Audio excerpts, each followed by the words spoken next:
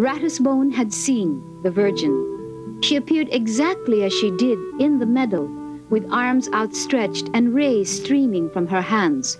He recounted that her face was of such blinding beauty, and that her hands expressed all the secrets of divine pity.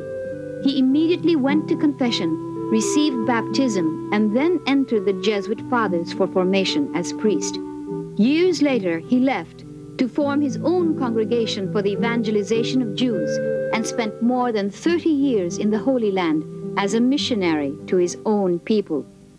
Reports of the Madonna del Ratisbon and the sudden conversion of this avowed non-believer spread like wildfire, causing a major sensation among the influential circles of European society.